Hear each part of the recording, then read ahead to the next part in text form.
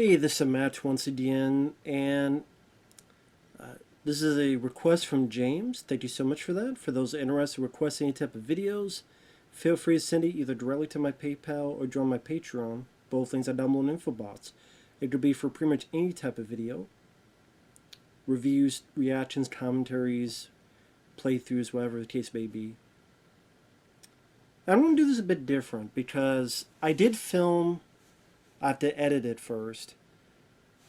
But it's a bit over like 3 hour reaction because James wanted me to react to the interview that Katt Williams did with Shannon Sharpe.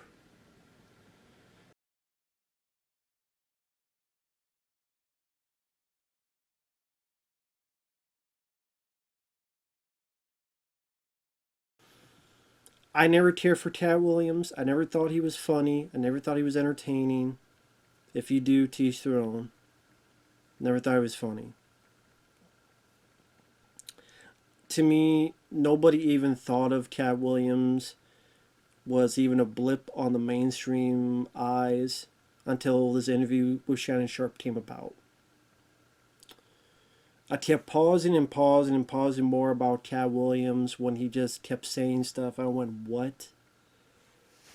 Now, maybe there's some kernels of truth to what he says about Cedric the Entertainer and Steve Harvey, that they had stolen jokes or they had done this and that. I don't know. Because here's the thing, is that you talk about how there's video evidence, but at the same time, stand-up will do multiple upon multiple shows without cameras. So you won't know exactly what show was, who's doing on what show at what time period. But here's the other thing. When you give such outlandish, outrageous things, it's hard to take anything I say with you seriously.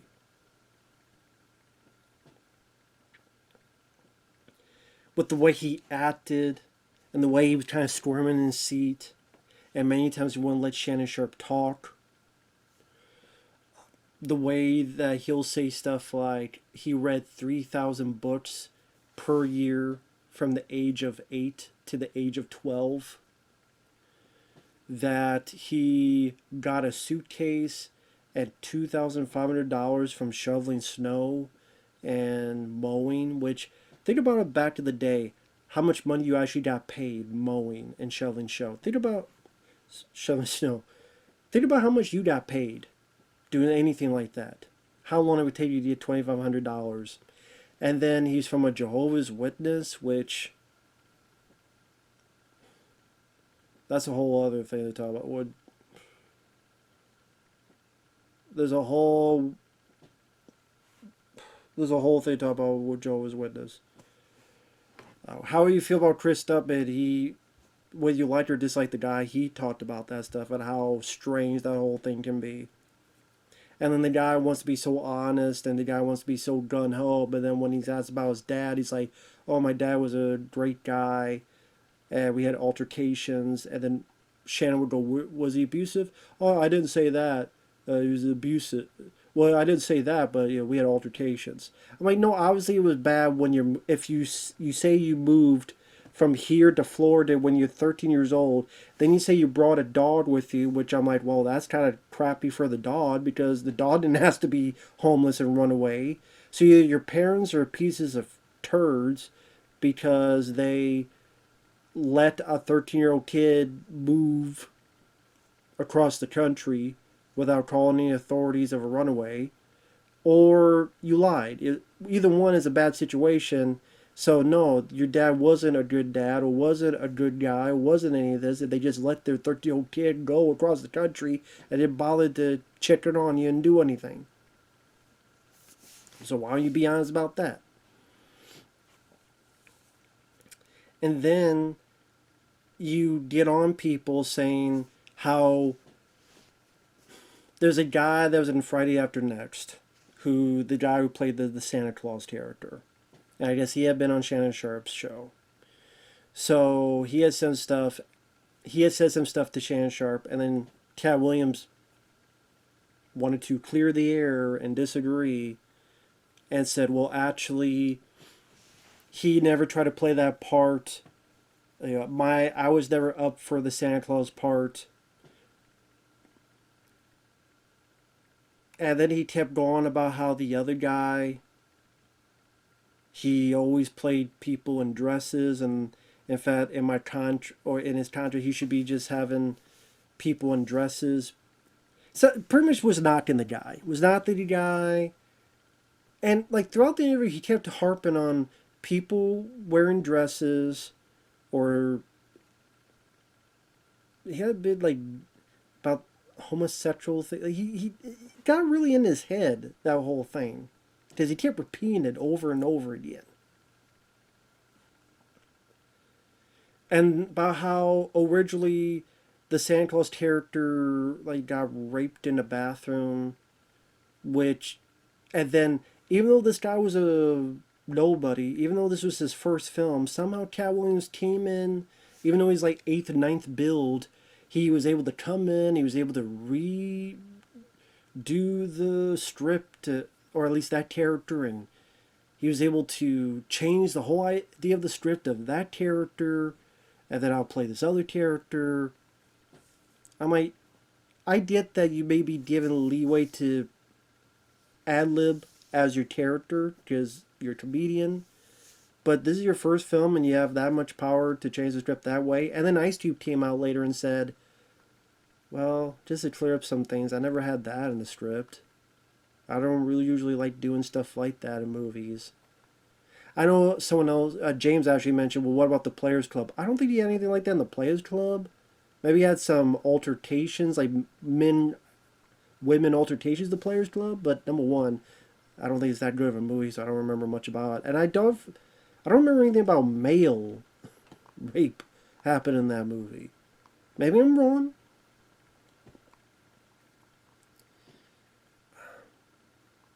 And Towers didn't say anything bad about Ice Cube, so Ice Cube, that's probably why when he reacted, like he was calm about it, but he's like, nah, that's not how it happened. That was ever the script. And Ice Cube has no reason to lie. And yes, I buy Ice Cube's story more than Katt Williams. Because Katt Williams is like, I did 100 push-ups a day. Or, again, 3,000 books a year from ages 8 to 12.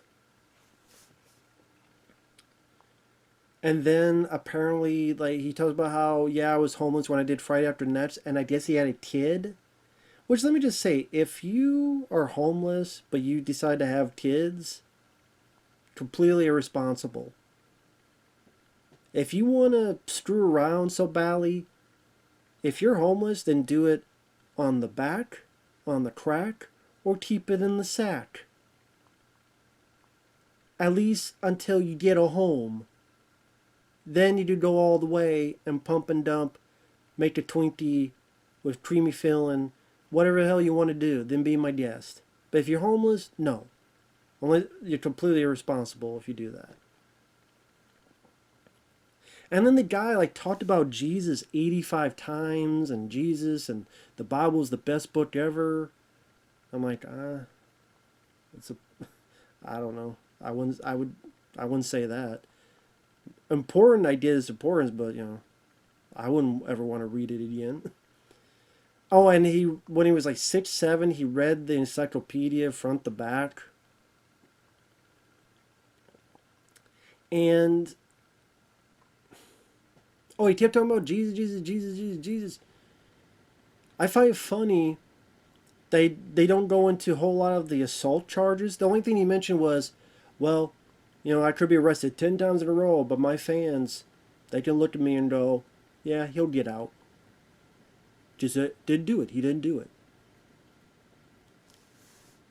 Even though he admitted earlier that when he was homeless, he would go steal radios because that's how he had to make some money. But I'm sitting there going, Katt, there's video evidence of you slapping the Target employee at Target, you slapped him in the face, and then the Target employee got fired. Well, how come he got fired? Must be his fault. No, that's not. I've worked in that business, they will fire you just because you're expendable. And those feels you're an expendable asset, and because we don't want to cause any friction, we don't want any big hubbub, we'll just let you go, because that way you go away, we put fingers to ears, and then we'll be forgotten, and we don't want to keep you around because it could be kerfluffle that people will find out, and they'll find out who you are, then they'll come in, and then if there's fans of his, they'll cause some kind of commotion, and we don't want any of that drama. So companies don't care about loyalty, they will fire you regardless. So Katt Williams, you got a guy fired, you slapped in the face, which you can't do that. You can't just go up to a cashier or anybody and just slap him in the face. You can't. But then you want to go on about God and Jesus and stuff. Same with the 17-year-old playing soccer you taught some crap to, or vice versa. You try to fight him. You try to fight a 17-year-old, but the 17-year-old beat you up. And there's video footage of that. This is a hearsay. This is video footage. Multiple times. Well, how did he get out of jail? Because he has money. He was wearing like a $4,000 jacket. He had this big chain like he's Flavor Flav, which I think said woke okay or something on it. Or where the hell it said. I didn't understand it. This big chain. Flavor Flav. Which probably costs more than most people's rent. Multiple months of rent. So that's how you do it, like all these other people do it. Lawyers and money. Just, I'm sure he made a lot of money on stand-up. Give you that. Just I never found him funny. He's talking about how Kevin Hart is a plant, and, well, how could that someone within a year get so successful and have a movie and have this and that? I'm sitting there going, that happened a lot. You ever heard of Brett Butler, Grace Under Fire, and you ever heard of Andrew Dice Clay, Adventures for Fairlane, then a few bits later tried to do that TV show Bless This House, Brain Smasher Love Story. There's a lot of times that happens where they look at a comedian and they try to give him a chance if they think they see anything in him. And then he was bad-mouthing Faison Love, saying, well, yeah, they didn't bring him back in the sequel because he wasn't funny and he wasn't good in the first Friday. I know many people, like myself, who enjoy the first Friday, and they liked Faison Love. They thought he did a good job as Big Worm. And I'm sitting there going, there was no room for him in a sequel. How would he fit in the sequel? What would Big Worm have to be in that neighborhood for? It wouldn't make any sense story-wise. Same reason Bernie Mac was not on this. Was Bernie Mac still alive? When did Bernie Mac pass away?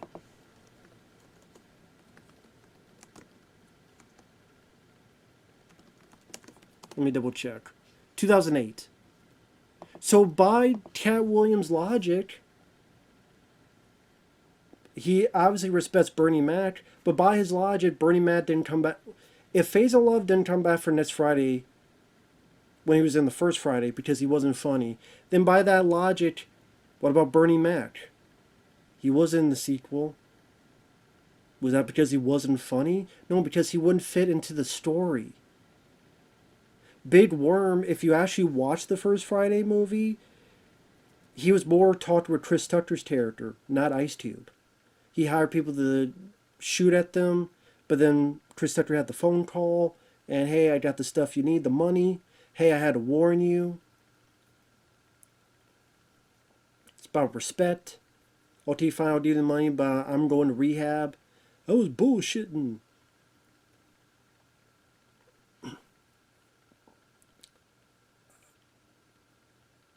So that's why Faison Love didn't come back in the sequel. There may be another reason too. Money. Some other reasons to it. But Ice Cube's worked with Faison Love in the future. Because he was in, what was it, Torque? Ice Cube was in Torque, and so was Faison Love. Wasn't that with Torque? I think it was. Yeah, Torque.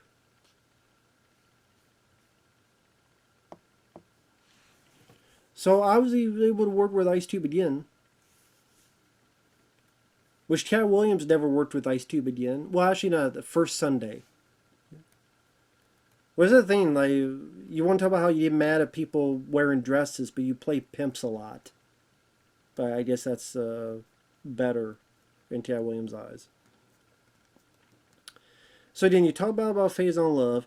You want to gloat about your 60 credits. He mentions the word 60.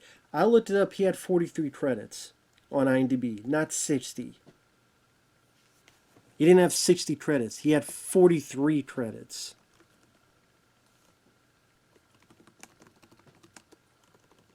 And I mentioned this in here, but I'll say it right here. Does he kept talking about how, well, this person and this person, they haven't done that many movies. They don't have that many credits of acting. They must mean they're not that good. I'm sitting there going, really, man? Like, you want to gloat about your movie career? You were in an episode of NYPD Blue. You were in Friday After Next, which is the weakest of the three. I like the first two. I think the third one sucked. You were in a couple music videos. You were in 15 episodes of The Tracy Morgan Show, which no one remembers. Treasure in the Hood, which gets a 3.3. You were in films like Repos, Epic Movie, Norbit. Epic Movie, 2.4 out of 10. Norbit, 4.2 out of 10. First Sunday, 4.6 out of 10. The only film I see you starred in was Internet Dating, which has a 2.5 out of 10 on IMDb. You gloat about your film and movie, your acting career, and how that makes you better than others when your starring role got a 2.5 out of 10. And you're like, well, Cedric the Entertainer and Steve Harvey, where are their specials? And is Cedric's specials on Netflix? Are they on Tubi? No, because that means they're not good. First off, not being on Netflix and not being on Tubi does not mean your product sucks. Streaming services take off product all the time. All the time. All the time. So that's number one. Number two, your stuff isn't on Tubi. I checked. Your specials are not on Tubi. You may go, but Matt, it does. No, it will say, and I want to get the Pimpadelic. Content unavailable.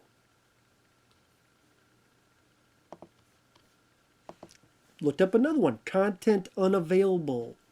So by your logic, that means your stuff isn't good because it's not technically on Tubi either. By your logic. And maybe someone should ask him, why does he like playing pimps so much? Like every other movie and thing is pimps, pimps, pimps. But he's like getting mad at people wearing dresses. Because he keeps bringing that up. People wearing dresses. Why are people wearing dresses? Why are people wearing dresses? Whether you think that's funny or not, is a common comedy trope throughout decades. From Jack Lemmon wearing in Some Like It Hot to the Three Stooges wearing in some of their shorts. I've looked at the Three Stooges stuff up there. To John Candy and Nothing But Trouble. To Robin Williams and Mrs. Doubtfire.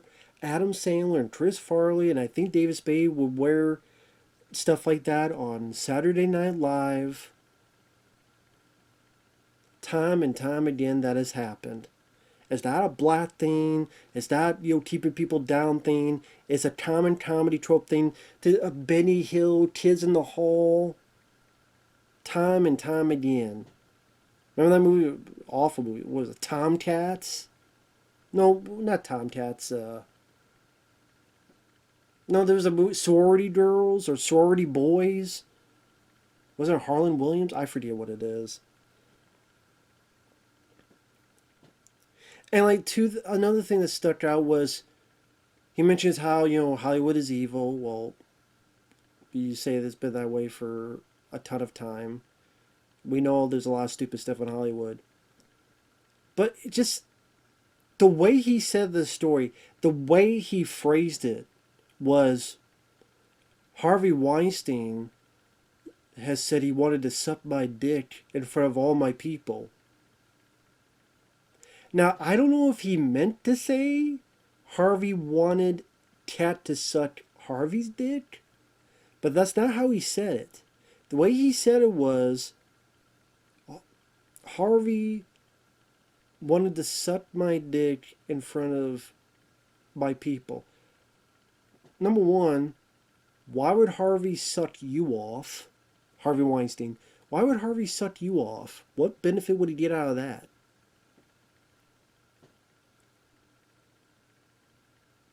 Because again, he said, want to do it in front of my people. Why would Harvey want to do that? What does he get out of that? And if Harvey wanted you to suck him, why didn't you say anything? Why didn't you punch him in the nuts? Why didn't you clock him? So you talk about how you're not afraid of anything. You didn't mention anything. You didn't say anything. And again, why would Harvey do it? And plus, Harvey Weinstein is a sleazebag. Don't get me wrong. He is a scumbag. Did he go after guys? I heard he only went after women. Maybe I'm wrong. Maybe I'm wrong on that. And Kevin Hart, I'm not a Kevin Hart fan. I do not think he's a plant. I think he makes a lot of bad movies. But I'll take Kevin Hart over Katt Williams any day. Because Katt Williams, I think he's irritating. He's annoying. Especially his voice. And that's why he didn't get a lot of movie roles as a star. And then the one time he did was 2.5 out of 10. The dating one that I said. I forgot what it was called. The what dating? The internet dating. Internet dating.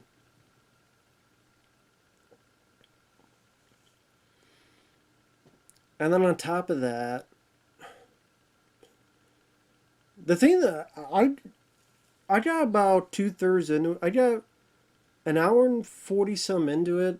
This is like 2 hour and 46 minute interview. I stopped an hour and 46 minutes in because I couldn't deal with it anymore. He talked about Martin Lawrence. He said when Martin, he went on his hiatus, and he told me that when he comes back, Katt, you're my boy. We're going to do a movie together. We're going to do a buddy cop movie. And then he came back. It was Big Mama's House 2. He wanted me to wear a dress. I said, oh man, Martin, why? Why are you wearing a dress again? We could be anything. We could be, what did he say? We could be dog catchers. I'm thinking, why would you be dog catchers? But we could play dog. We could be anything. And then he went and he got Brendan T. Jackson.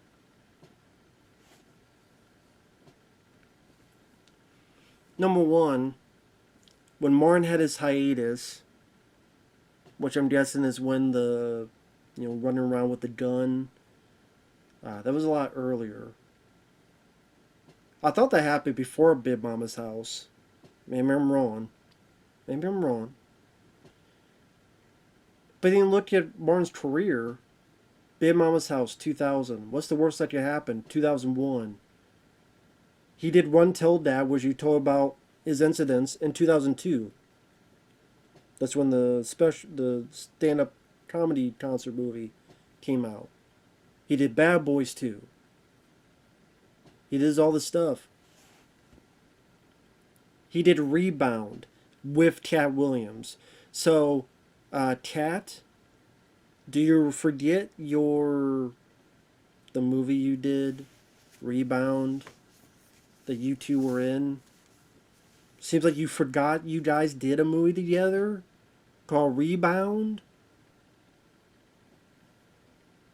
before Big Mama's House 2 came out.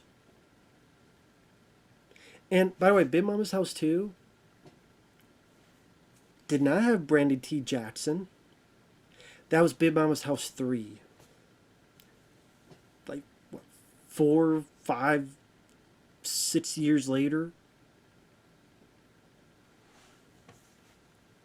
So he got his time wrong. Well, maybe he meant Big Mama's House 3. No, he was certain it was Big Mama's House 2. He said, you already did it once. Why do you need to do it again? We don't need to do anything. I'm like, well, yeah, you were with Martin in Rebound when you played, I forget the name of the character, a sidekick, an assistant.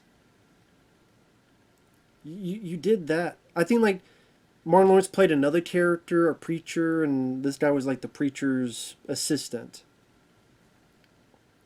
So you did do a movie with Martin called Rebound. And the second film, there was no other person in the dress. It was Martin Lawrence. There was no sidekick in the dress. There was no son in the dress. Brandon T. Jackson was not in it. If another person was Martin Lawrence's son, Brandon T. Jackson didn't come until the third movie. So you bring up Brandon T. Jackson, which he had nothing to do with Big Mama's House 2. The reason he did the sequel was because the first film made over $100 million, and that's how business works. Because then he had two flops. What's the worst that could happen? And National Security, I don't think did. No, was it that? Well, I don't think Rebound did that well. No, a Black Knight. That's what's Black Knight. What's the worst that could happen in Black Knight? They didn't do that well. And hey, Bad Boys too. And his most successful solo film, where he's the star, was Big Mama's House. Just like Mrs. Doubtfire was very successful for Robin Williams. So he got the wrong movie. He got the timeline wrong. Oh, right when he got out of his hiatus, that wasn't the first thing he did. There were other movies. That's why his movies were coming out consistently.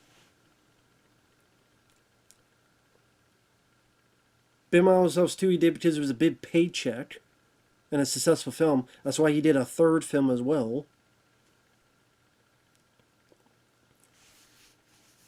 And Brian T. Johnson had nothing to do. Like, just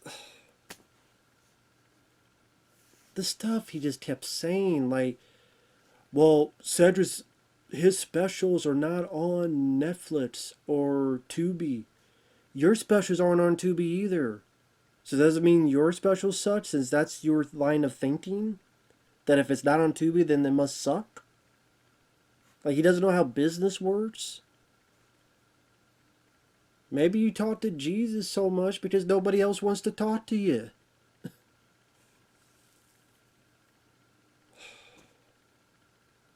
Just so much stuff he just, like, would talk about, and he was, like, acting so skittish, too. And I don't trust a guy that would, get employees target fired for no reason, and try to beat up 17-year-olds, and you get beat up, and you're so irresponsible. You decide to have a baby when you're homeless, and then you can't get your timeline right at all. And Shannon Sharp, I guess, or other people didn't do their jobs because, wait a minute, Brandy Jazz had nothing to do with Big Mama's House too, and that time frame doesn't work with the time frame you're saying, and what? How could you read 3,000 books a year if you're only 8 years old? You do 100 push-ups a day? Really? I know, and he was very egotistical. I'm the teen. I'm so funny. I'm hilarious. If I talked to 100 people and they gave their top 10 favorite comedians, not many of them are going to put you on the list, dude. This is probably the most publicity you have gotten in 20 years. That wasn't an arrest charge. That wasn't an arrest charge. This is the most publicity you got in 20 years. Oh, another thing he said. He was making fun of, like, Chris Tucker. He mentioned the Epstein Island, which I don't know the details. As I said, I don't know the details of it. I wasn't there, meaning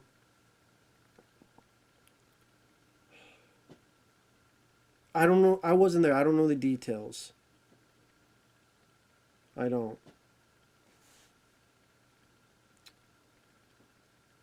But he mentions how, well, Michael Jackson gave him this goofy nickname, Christmas. Isn't that silly to have a goofy nickname? But early in the program, he talked about how he was called Cat in the Hat by himself. You don't think that's a goofy nickname, Cat in the Hat? Then he said that Disney sued him to not use it anymore. But Disney did not own Dr. Seuss. There might be one time where they like bought a program and showed it on their Disney channels, but Disney doesn't own like Dr. Seuss stuff. Like they don't. That's why that awful Cat in the Hat movie with Mike Myers was done by Universal. And let me see. Horton Hears a Who was 20th Century Fox before they got bought by Disney. Like if it was Disney, then Horton Hears a Who would have been made by Disney or Pixar or released in a Disney studio. Horton Hears a Who was a Dr. Seuss movie. They came out from 20th Century Fox. Universal Pictures released that awful Mike Myers Cat in the Hat movie. Just Disney didn't own the Dr. Seuss stuff. Yeah, Disney. So there'd be no reason for Disney to sue you over that.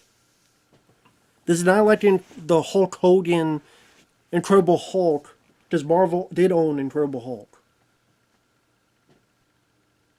So he says Disney sued him even though they didn't own Dr. Seuss stuff.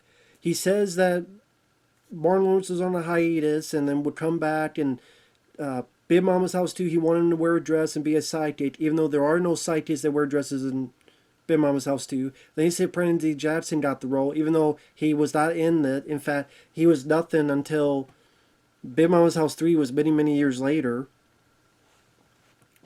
But he's acting. Then he says that Harvey. I want to get the quote of that Harvey.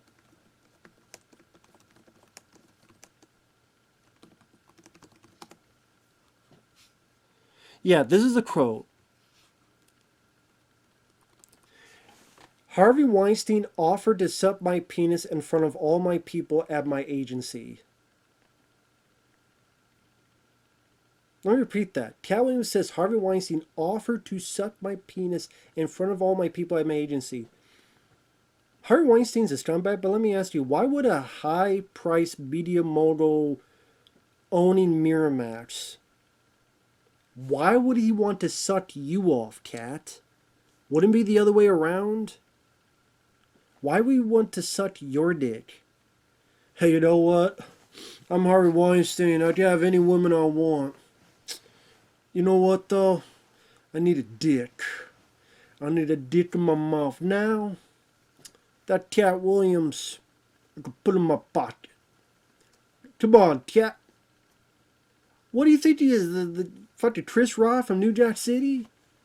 Or then you had the Don't Be a Menace to South Central while drinking my juice in the hood? And then Marlon Wayans, what you say?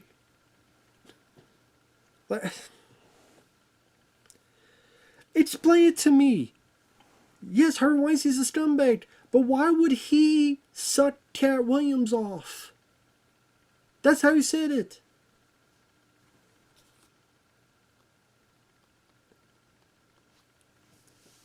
They canceled me for talking about Harvey Weinstein before the thing came out.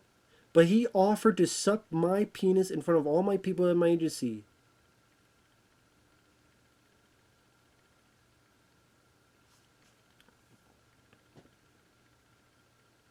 He offered to suck my... Why would he be sucking you off, Cat? Usually that happens as the other way around. He's a head honcho, using women, all this stuff, but he's going to suck you off. A nobody comedian. At least go for, like, I don't know, Dave Chappelle. At least offer to suck Eddie Murphy's dick or something, or Chris Rock. Does Chris Rock did Dogma? Well, actually, Dogma I think when that first was Disney, then it was Wine. But yeah, at least off Chris Rock or someone else, not Cat Williams. If you need to suck some comedian's dick, does that make sense to people?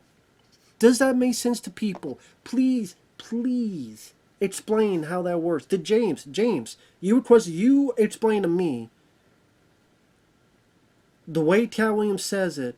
Why would Harvey Weinstein suck Cat Williams' dick in front of people? What does Harvey Weinstein get out of that? He's a scumbag. He used women.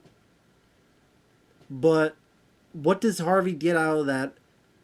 Bragging rights? I sucked Cat Williams' dick. What, is it bragging rights? No. What does he get out of, no one is asking this stuff. He said he had 60 credits. He has only 43 credits on IMDb.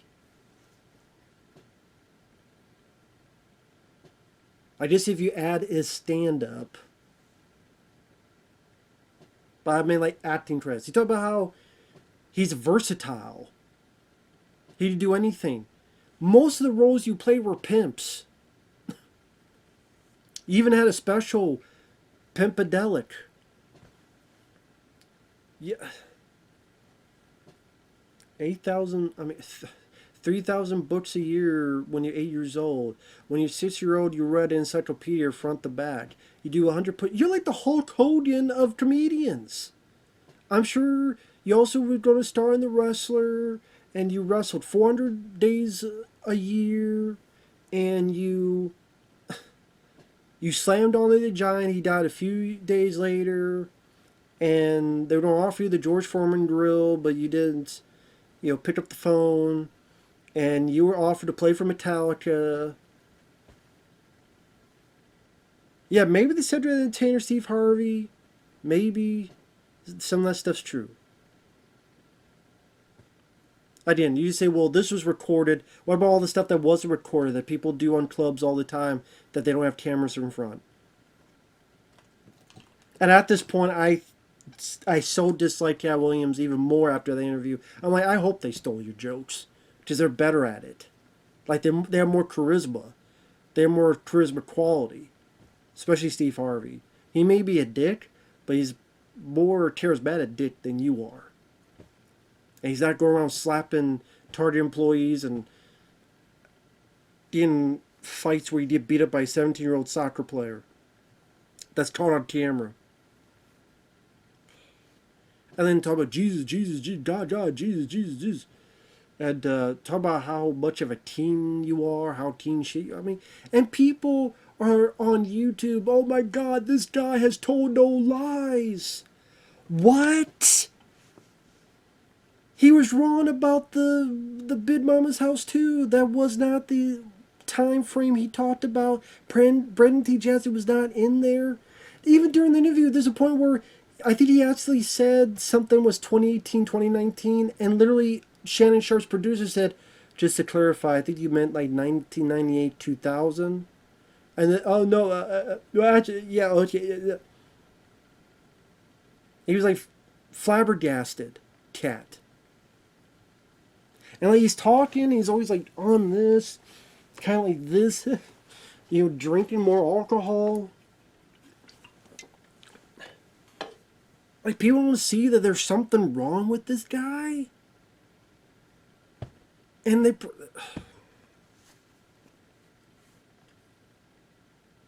you really think that Harvey Weinstein said, you know what, I know I'm a rich company guy, I own a organization, I want to suck off Katt Williams? I'm sure Harvey did a lot of despicable things. I would bet every penny I had that he never wanted to suck Katt Williams off. Because I would bet money on that. Oh, he tells a story about he was on Yeah, and they kept saying it was Wanda Sykes, but it's actually someone else named Wanda. I forget her last name. And that she was a radio host, and he went in, and then she asked him questions that she said she wasn't going to ask. Things got heated. The woman's husband got involved. So Katt tells a story that the guy put a gun on him. And you look it up, there was some news about this. But then there was a TMZ video from back in the day.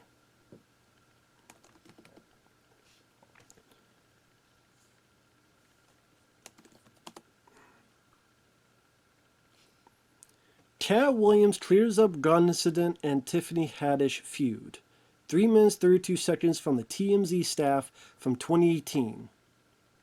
And he says that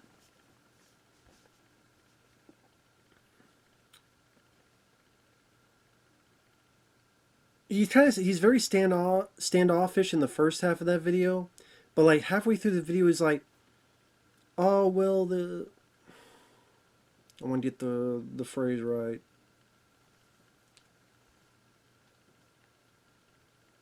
He was saying that there's no gun.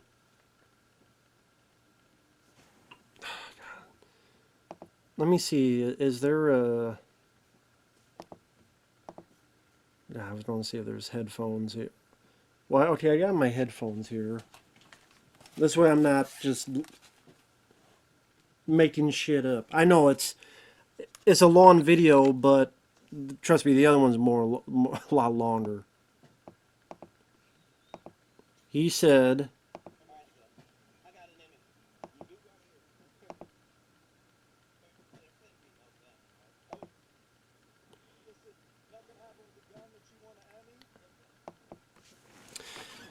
One minute 20 seconds. He says, what gun?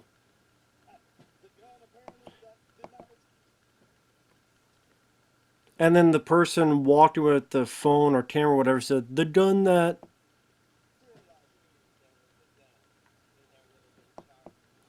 And then Katt Williams is going, I assure you, if there was a gun, there would have been charges and police and jail and all kinds of things, right?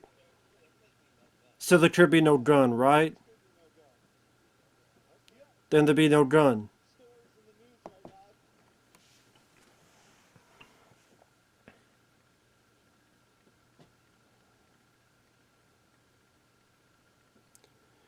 So there you go. TMZ. He's being standoffish. Then he's saying that, well, if there was a gun, there would be police charges and there'd be all these other charges. So there was no gun. If there was a gun, why wouldn't he say it? He just said there's no gun. So that's what I mean. Right there in TMZ, camera in front of him, he just say anything? Clear the air? Yeah, this guy pulled a gun on me. And yeah, I ran because a hero is just a sandwich. And I may dodge insults, but I can't dodge bullets. He didn't say anything like that. But no. That right there, not in the time frame of Big Mama's House 2, Brandon T. Jackson had nothing to do with it. The hiatus thing, time frame is screwed up. There's no other people in Dress Big Mama's House 2. I doubt they changed the whole script because, Katt Williams didn't do it. And we can't find any other comedian in the country to... If there was a role in Big Mama's House 2 that needed a buddy to be in a dress... That's what I mean. I do not think Martin Lawrence offered him a secondary role in Big Mama's House 2. Because Katt Williams was a nobody at that time. Again, he was in the film Rebound. Where was he on the call sheet of Rebound? You know, that film that not many people remember. From 2005.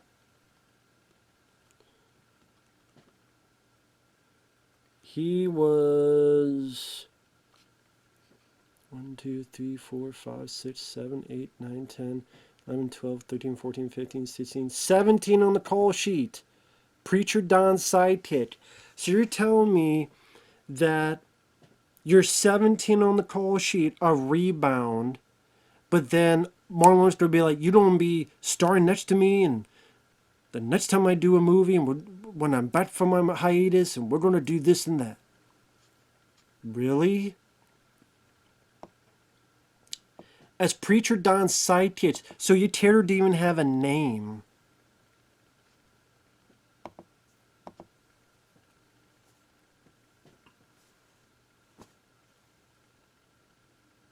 You get mad at people wearing dresses. Bugs Bunny wore a dress. All sorts of people. Now, if you like that type of comedy or don't like it, that's a different matter. But the bring race and other people in it is stupid. In fact, I could probably count more white people that wore dresses for comedy than black people. If you want to go that route, Cat Williams. And the whole thing with Friday After Next where he said, oh, well, there was going to be a rape scene, and Ice Cube came out and said, and did his quote.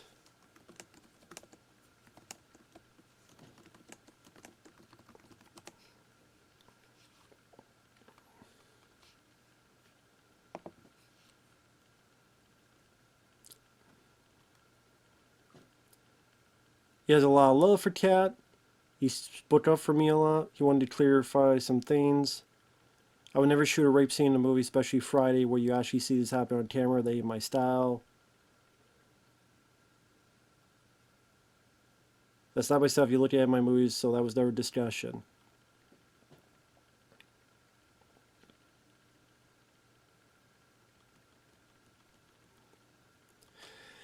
Now, again, I don't remember the Players Club, if anything like that happened. I don't remember anything like that happening in the Players Club. At least, especially involving a male with another male. I just remember it was a strip club. There's a lot of strip scenes, and maybe there's like people trying to beat up strippers or something. That'd be a different type of movie. But I believe Ice Cube saying that he wouldn't write that for a Friday movie.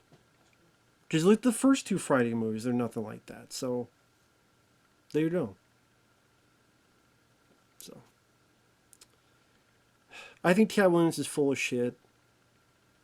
At most, I could maybe say the Cedric the Entertainer stuff, maybe the Steve Harvey, maybe. Although I still think they're more talented. Again, the fact is like, well, Cedric only did 4 specials. Yeah, and if he only did 4 specials, then how did he get more successful than you? Well, he got to star in more. Yeah, he did 4 specials because he was starring more fucking movies than you. Now, whether they're good or bad movies, that's another thing, but you, Katt, were an epic movie. And Scary Movie 5. Those classics. And you weren't even the star, or the co-star, or anything of the sort. I mean, you want to come look at credits. Well, you only did 4 specials.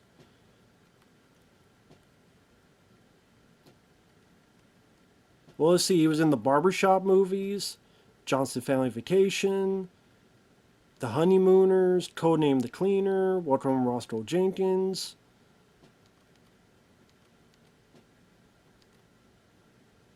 Haunted House movies with Marlon Wayans. Hey! Ice Cube must have thought it was funny, kept bringing him back for the Barbershop movies. Right, I mean, he didn't... Well, he produced them.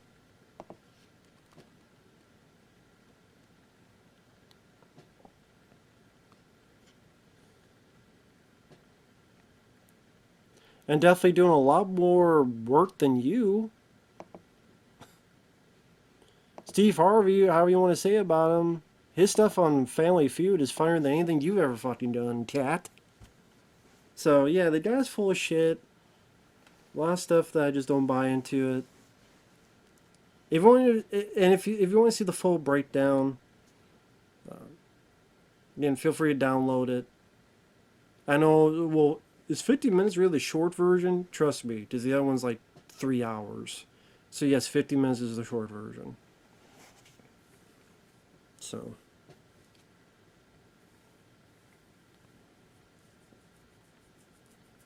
Take that for you all.